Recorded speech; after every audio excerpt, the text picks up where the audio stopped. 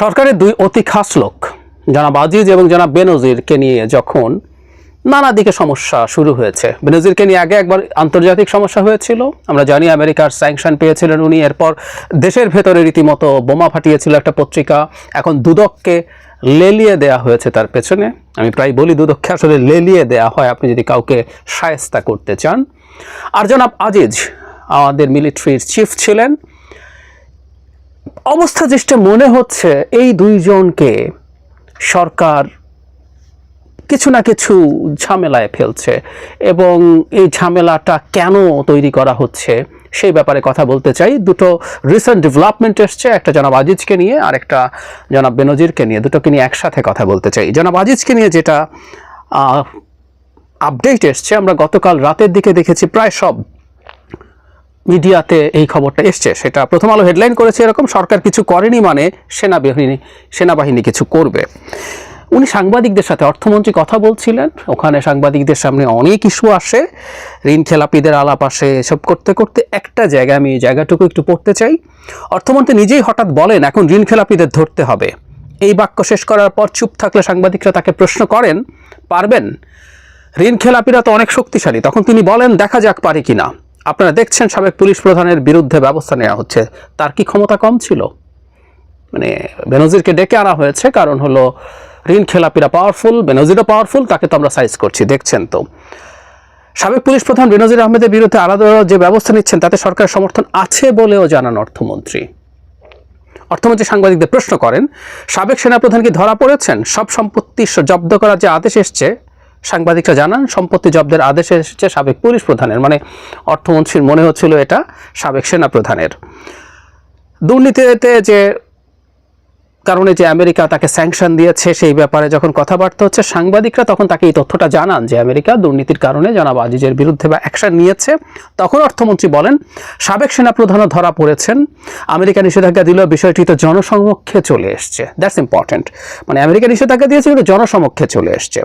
সাংবাদিকরা তখন বলেন সাবেক সেনাপ্রধানের বিষয়ে সরকার তো কিছু করেনি। অর্থমন্ত্রী জবাবে বলেন সরকার কিছু করেনি মানে সেনাবাহিনী কিছু করবে। আই রিপিট, অর্থমন্ত্রী বলছেন সরকার কিছু করেনি মানে সেনাবাহিনী কিছু করবে। এরপর উনি এখন যেহেতু সেনাবাহিনীতে নেই এটা মনে করিয়ে দেওয়া হয়। অর্থমন্ত্রী তখন বলেন অবসরে যাওয়ার পরও সেনাবাহিনী কিছু করতে পারে।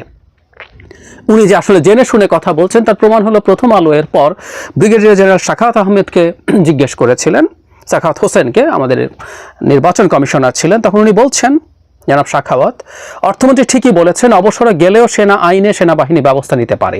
শুধু তাই নয়, সরকার চাইলে, আদালত চাইলে, এমনকি কেউ মামলা করলেও সাবেক সেনা কর্মকর্তাদের বিরুদ্ধে পদক্ষেপ নেওয়ার সুযোগ আছে। ওনাদেরকে তো সাধারণ আইনে মামলা করে ব্যবস্থা নেওয়া যাবেই, কিন্তু সাখাওয়াত যেটা জানিয়েছেন সেনা আইনেও ব্যবস্থা নেওয়ার সুযোগ আছে। আমরা খেয়াল করব যে এটা আমেরিকান স্যাংশনটা আসার পর এবার সরকারের reaction was different, totally different আগে যেমন ছিল তার তুলনায়। এর মধ্যে আরেকটা তথ্য আমি যোগ করতে চাই, সেটা হচ্ছে জনাব বেনজির বিদেশে যাত্রার ক্ষেত্রে সরকার বাধা দিতে পারে, এই ধরনের একটা তথ্য এসছে। অ্যাট দ্য সেম টাইম এটাও খুব জরুরি তথ্য, সেটা হলো বেনজিরের আরও 113 দলিলের সম্পদ ও গুলশানের 4টি ফ্ল্যাট বরাদ্দের আদেশ। মানে আমরা গতদিন, মানে সংখ্যাগুলো এখন মনে রাখাই কঠিন হয়ে গেছে। আগে 83 না কয়টা দলিলে 114 একর 350 বিঘার মতো জমি ছিল, এবার আরও 113টা দলিলের সম্পদ এবং গুলশানের 4টা ফ্ল্যাট জব্দ করতে বলা হয়েছে। গুলশানে তার 4টা ফ্ল্যাট আছে, এটাও করা হয়েছে, এটা আগের সাথে যুক্ত হলো। সো বেনজিরকে ছেড়ে দেওয়া হচ্ছে না, তার বিরুদ্ধেও চাপ তৈরি করা হচ্ছে। এখানে আমি একটা জিনিস একটু যোগ করতে চাই, কিছুদিন আগে যখন এই দুইজন অলমোস্ট কাছাকাছি সময়ে দুদকের আদেশ এবং জনাব আজিজের বিরুদ্ধে মার্কিন স্যাংশনের কথা যখন সামনে আসে, তখন জনাব ওবায়দুল কাদের দলের সাধারণ সম্পাদক স্পষ্টভাবে বলেছিলেন দোষী হলে সাবেক আইজিপি বেনজির আহমেদ বা সেনাপ্রধান আজিজ আহমেদ যেই হোক সরকার তাকে বাঁচাতে যাবে না। একটা সংবাদ সম্মেলন হয়েছিল, সেখানে তিনি বলেন এভাবে বিষয়টি দেখতে হবে, কোনো ব্যক্তি যত প্রভাবশালী হোক অপরাধ করতে পারে। প্রশ্ন থেকে যায় সরকার অপরাধের শাস্তি দেওয়ার ব্যাপারে সৎসাহস দেখিয়েছে কিনা। শেখ হাসিনা সরকারের সে সৎসাহস আছে, কেউ পারবে না। দুদকের কথা বলছেন, দুদক স্বাধীন ইত্যাদি ইত্যাদি করছে। এই জায়গাটা, সেখানে কেউ দোষী সাব্যস্ত হলে উনি বলছেন দুদক বিচার বিভাগ স্বাধীন, সেখানে কেউ দোষী সাব্যস্ত হলে আমরা তাকে প্রোটেক্ট করতে যাব না। সেখানে কোনো সাবেক আইজিপি বা কোনো সাবেক সেনাপ্রধান সরকার কাউকে প্রোটেকশন দেওয়ার বিষয় নেই। তার মানে আমরা খেয়াল করছি দুজনকে নিয়ে যখন জনসমক্ষে বিষয়গুলো আসলো, প্রচুর আলোচনা সমালোচনা হলো, তখন ইনস্ট্যান্টে জনাব ওবায়দুল কাদের এটা বলেছিলেন।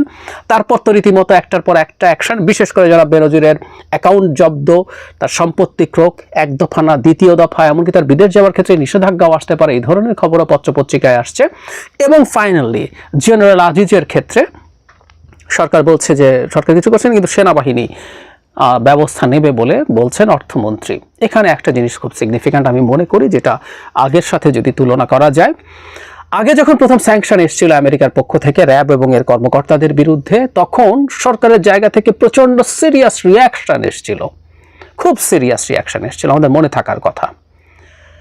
তীব্র ক্ষোভ প্রকাশ করা হয়েছিল। এবার এসে আমরা ভিন্ন জিনিস দেখলাম। জনাব আজিজের যখন স্যাংশন আসলো, তখন সরকারের দিক থেকে নানা রকম কথা, এটা তার ব্যক্তিগত বিষয়ে স্যাংশন দেওয়া হয়েছে, তার ব্যক্তিগত করাপশনের ক্ষেত্রে স্যাংশন দেওয়া হয়েছে, এটার সাথে সরকার কোনোভাবে ইনভলভ না, তার ব্যক্তিগত পাপের সাজা হচ্ছে, এই ধরনের একটা অ্যাটিটিউড দেখানোর চেষ্টা করা হয়েছে। এমনকি কেউ কেউ আগ বাড়িয়ে বলছেন আমেরিকা যে ভিসা পলিসি ঘোষণা করেছিল এটা সেটার অংশ না। আমি টু সাম এক্সটেন্ট একমত যে নির্বাচনের আগে যে ভিসা পলিসি ঘোষণা করা হয়েছিল সামনে, গত নির্বাচনটাকে মাথায় রেখে, সেটার স্টেপ এটা না। এটা ভাবার কারণ আছে, কারণ হলো জেনারেল আজিজ ওই সময় আসলে রিটায়ার্ড একজন অফিসার, উনি রাদার দায়িত্বে ছিলেন 18 সালের নির্বাচনের সময়। সুতরাং এটা ভিসা পলিসির অংশ না, এটা সরকার যদি বলে টেকনিক্যালি সরকার ঠিক আছে। কিন্তু আমরা যে কথাটা বলতে চাই সেটা হচ্ছে আসলে ইন এনি কনসিডারেশন সরকার আগের তুলনায় একেবারেই ভিন্ন রকম আচরণ করছে। এমন একজন সেনাপ্রধান যিনি তাকে সার্ভিস দিয়েছিলেন, উনি বিজিবিতে ছিলেন, বিজিবির চিফ ছিলেন, ডিজি ছিলেন, তারপর সেনাপ্রধান ছিলেন, এবং ভোট ডাকাতির যে নির্বাচন সেই নির্বাচনটায় তিনি সেনাপ্রধান ছিলেন। সুতরাং অত্যন্ত বিভৎস, কুখ্যাত, বাংলাদেশের ইতিহাসে সবচেয়ে কুখ্যাত, সবচেয়ে বিভৎস সময়গুলোর একটাতে তিনি সেনাপ্রধান ছিলেন, এবং বলা বাহুল্য সরকারের পাশে দাঁড়িয়েছিলেন, এবং সরকারও তার পাশে ভীষণভাবে ছিল। আমাদের নিশ্চয় মনে আছে তার ভাইদেরকে, 3 ভাইকে হত্যা মামলা থেকে মুক্তি দেওয়া হয়েছে, 3 ভাইকে দেশ থেকে চলে যেতে ব্যবস্থা করা হয়েছে। বিশেষ করে একজন তো তালিকাভুক্ত, সরকারের তালিকাভুক্ত বিভৎস সন্ত্রাসী জনাব জোসেফ ছিলেন এর মধ্যে। এবং ভাইদের জন্য কিভাবে ভুয়া কাগজপত্র বানিয়ে, আমি আমার একটা ভিডিওতে আপনাদেরকে দেখিয়েছি, এগুলো নিয়ে প্রচুর নিউজ আপনারা খুঁজলেই পাবেন, ভুয়া কাগজপত্র দিয়ে জাতীয় পরিচয়পত্র এবং পাসপোর্ট বানানো হয়েছিল, এগুলো আমরা দেখেছি সব। সো এত ফেভার করে একটা মানুষ যখন আমেরিকার জালে ফাঁসলেন, তখন সরকার অ্যাপারেন্টলি তাকে ডিসওন করছেন। ওবায়দুল কাদের আগে বলেছেন, আজ অর্থমন্ত্রী বলছেন রীতিমতো তার বিরুদ্ধে ব্যবস্থা নেওয়া হবে। তাহলে ঘটনাটা আসলে কি ঘটছে, কেন ঘটছে? অনেকগুলো হাইপোথেসিস হতে পারে। আমরা এটুকু অন্তত জনাব আজিজের ক্ষেত্রে, বেনজিরকে আমরা একটু সরিয়ে রাখি, কারণ হলো বেনজিরের case is a bit different from general Aziz. কারণ হলো মার্কিন কোনো পদক্ষেপের বিরুদ্ধে সরকারের আগের পদক্ষেপ আর বর্তমান পদক্ষেপের যদি তুলনা করি, আজিজের ক্ষেত্রে ব্যাপারটা একেবারেই ভিন্ন রিয়াকশন। তাতে আমাদের মেসেজ কি?